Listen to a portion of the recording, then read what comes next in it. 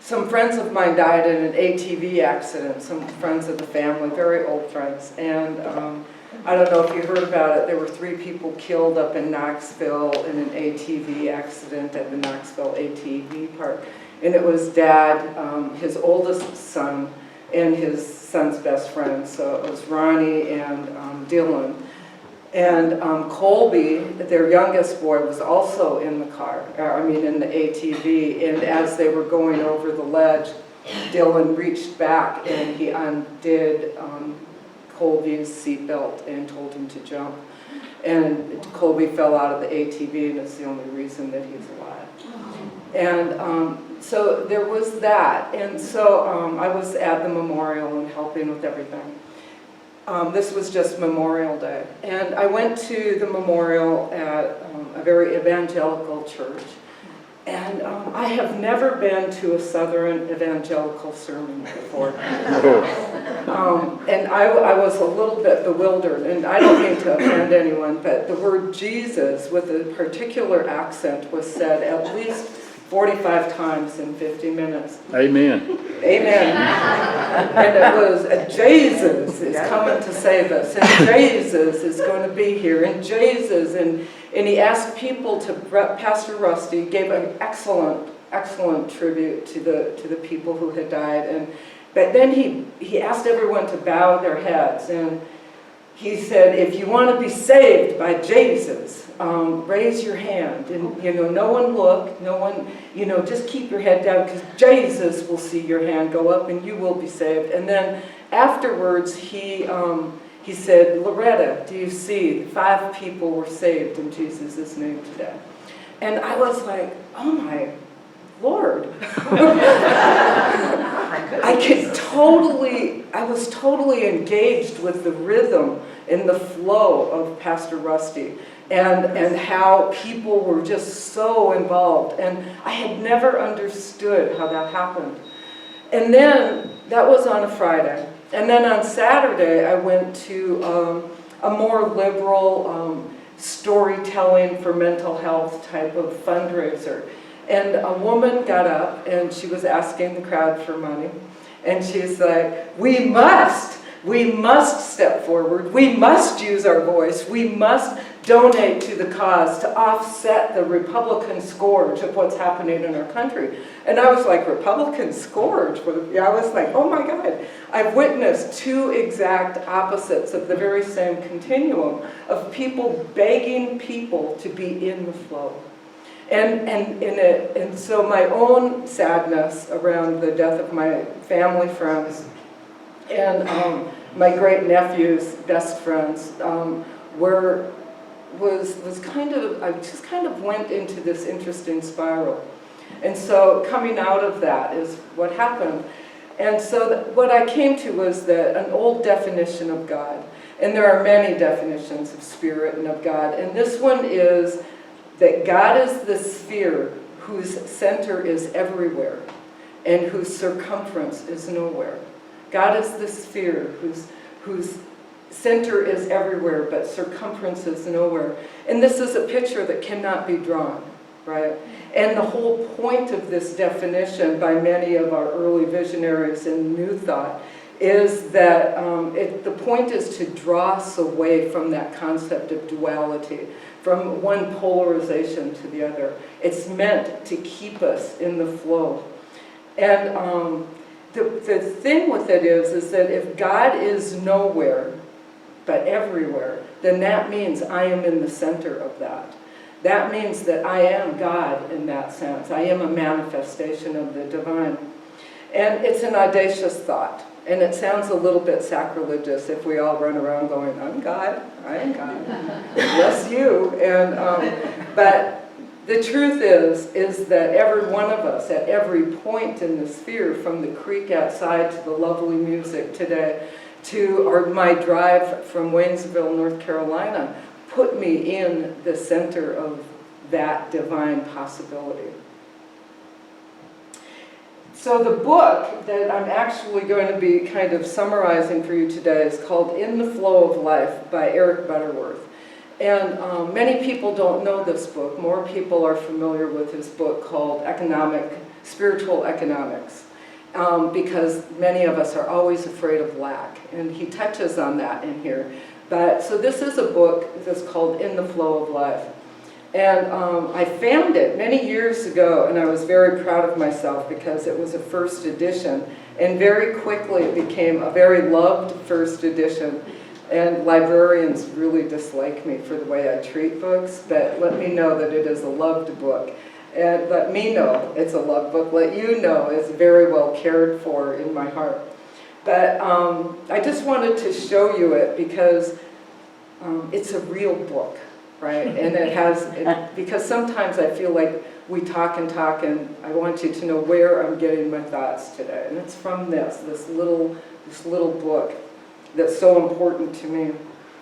So in the first chapter, he talks about what the great truth is. And he says that this is taught by the mystics of all ages, that life is lived from within out. Life is lived from within out. This means that, again, that the whole universe is concentrated on the point of view.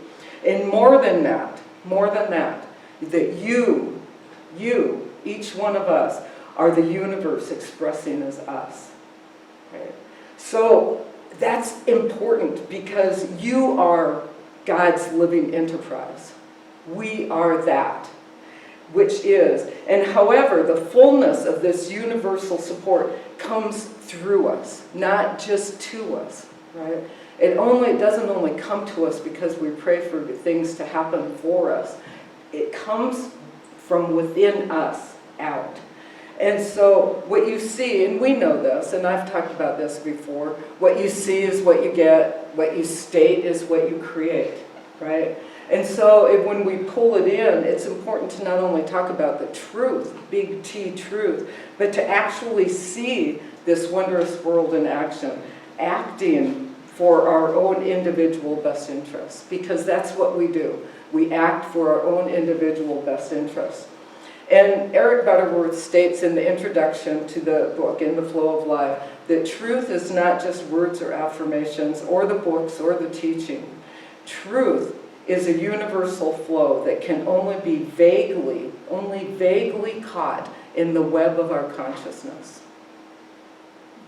And the goal of the book is to examine that web of your consciousness that we have all created. And that web can either trap us or it can support us. Much like we see insects in the web of a creative spider, they can be trapped while the spider itself is supported by the very web that it creates. So Butterworth says that this is the starting point of our adventure.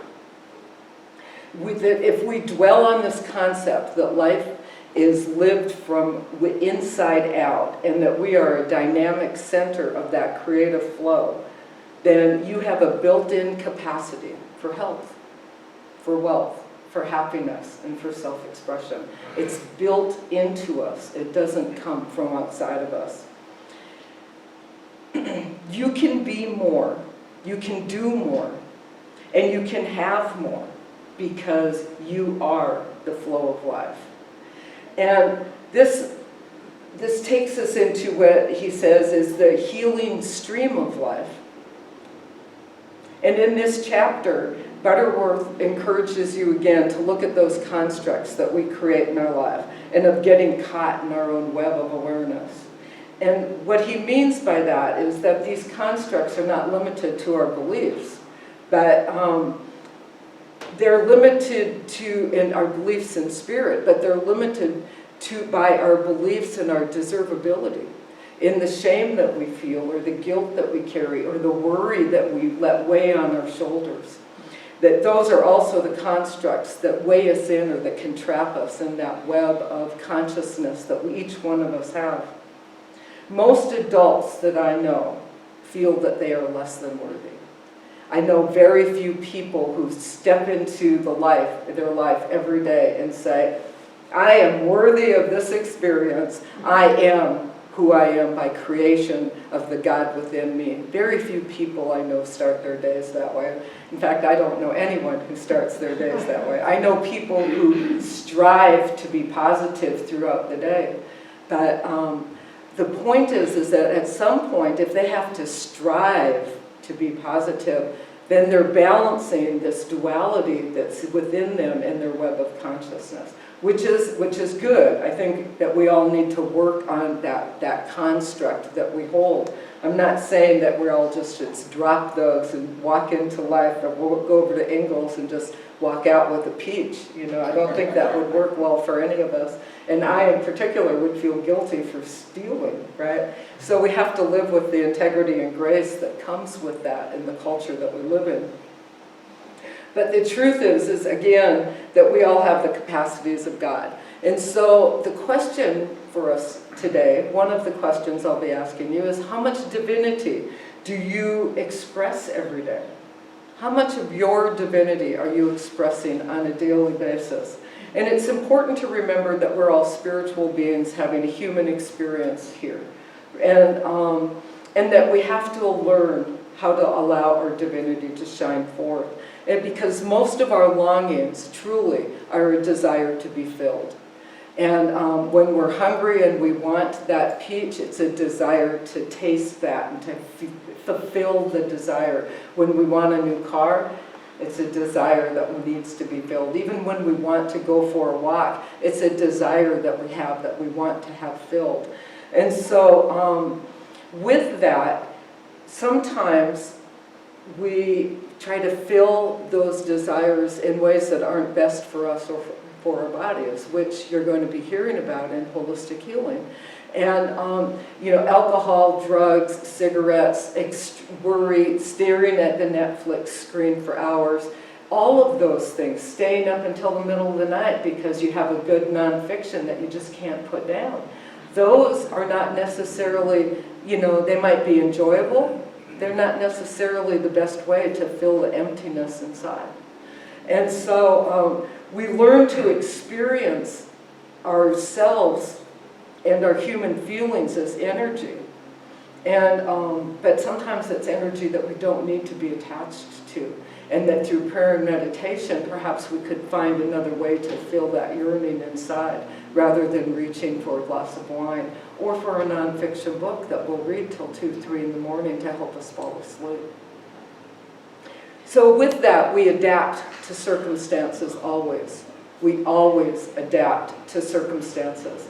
And when life is violated or changed, whether it's large or small, we adapt. And this is part of the universal flow.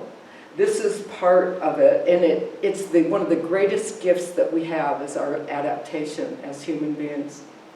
We see it in nature all the time. We see when they've clear-cut a forest how it can regrow. We've seen rocks, trees grow literally out of a boulder. Right? I've seen rivers literally create a new path. We've seen that on Facebook. There's that about Yellowstone, how they changed the path of the river to increase the vegetation, and the deer came back, and it just by re-entering wolves into the system. It was amazing video to watch. But everything adapts. Forests come back after a forest fire. We adapt to new housing, to different foods, to different people in our lives. And even though we keep ourselves separate from this type of adaptation sometimes, we keep ourselves separate from it because we don't want change in our life, we adapt, even though change is going to happen regardless.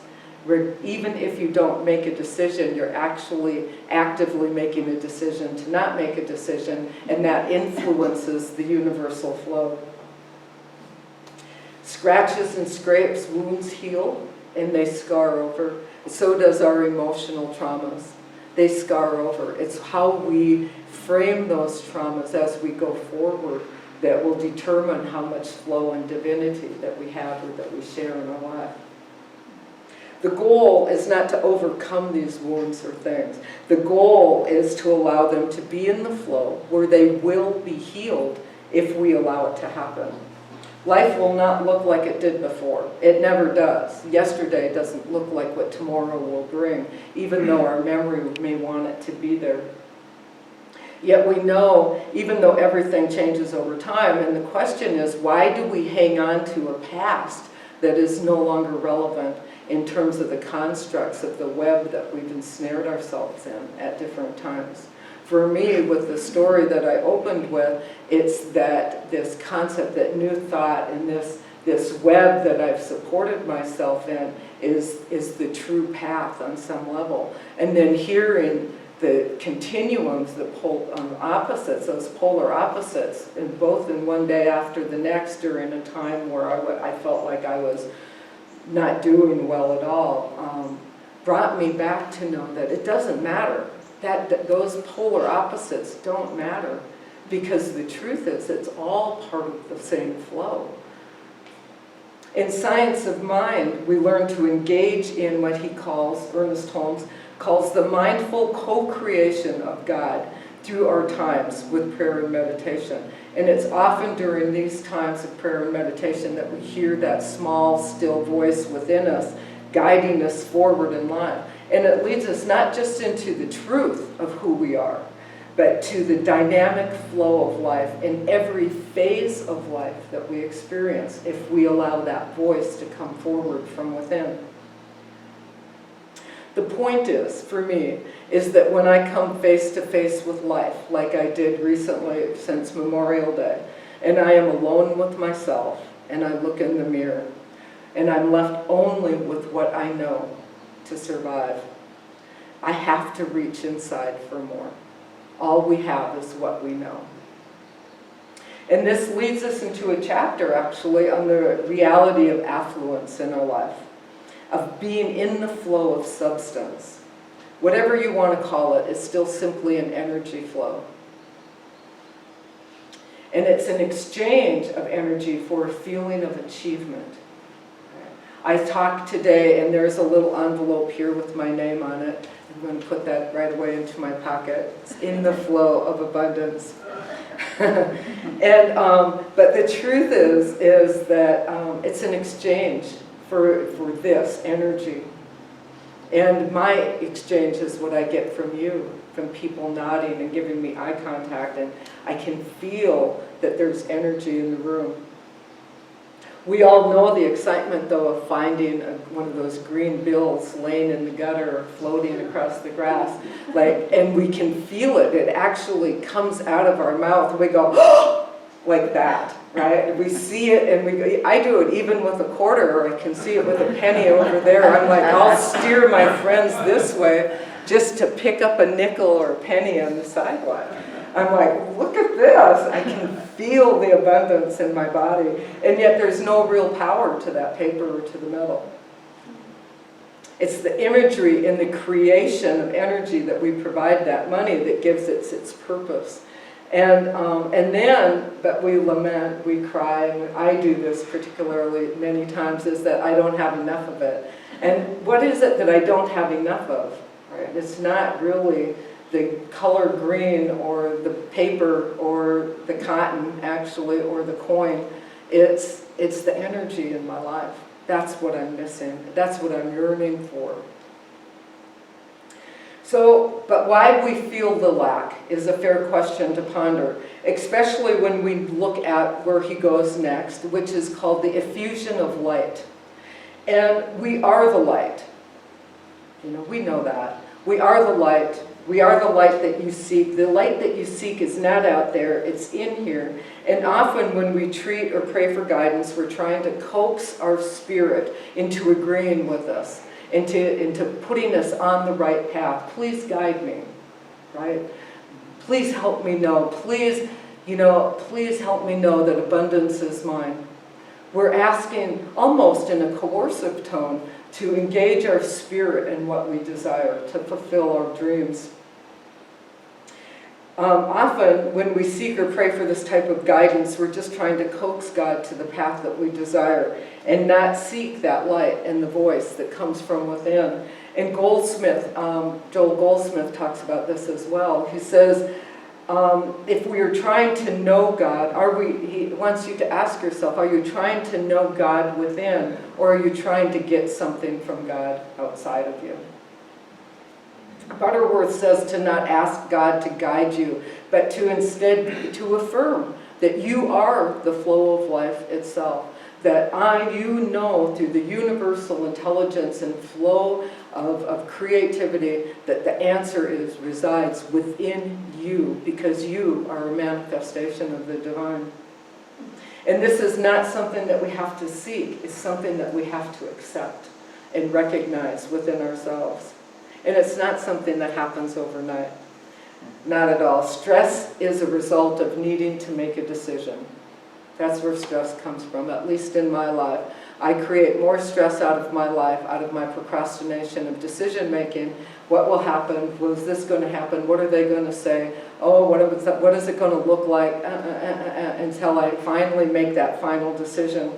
But remind yourselves, and I have to remind myself of this process, that you cannot make a wrong decision. There is no bad decision out there, because any decision is going to lead you on the path that you've chosen. And so Aurobindo in The Life Divine, one of the classic books, says transcendence does not reconcile, it transmutes. And I had to really sit with that phrase for a long time. Transcendence does not reconcile, it transmutes. So for me, this basically means that if we're caught in those polarities, and if we are seeking peace within, and we're dealing with a decision of those apparent opposites, as soon as we seek guidance from within, that issue has already transmuted. It's not that we have to reconcile and accept one over the other, because once we make the decision to move forward, it's already a different issue. And then we can move forward with the new concept of what we were dealing with. Troward said something similar in 1915. He said, principle is not bound by precedent. And that means simply that just because it has always been that way does not mean it has to stay. We can change the precedent, which changes the principle. So any step you take will eventually lead to your good, because a negative encounter will provide the challenge for you to either get stuck in your web or to use that web of consciousness as support to spring forth. This leads us to his chapter 5, The Art of Getting Along. The art of getting along is really about you and only secondarily about other people. We know that. How do you treat yourself? How do you talk to yourself? How do you tell people how to treat you by the way you talk about who you are? If you get disturbed, you were disturbable, right? You've heard that. I've used the analogy of the teacup before here. If someone bumps into you and you're holding a cup of tea, what spills out of the cup is tea. It's exactly what's in there. If someone drives you or cuts you off in traffic, what spills out of you is exactly what's in you in that moment. It could either be, thank you, I need to slow down, or it could be, that. But whatever it is, it's what's in you in that moment.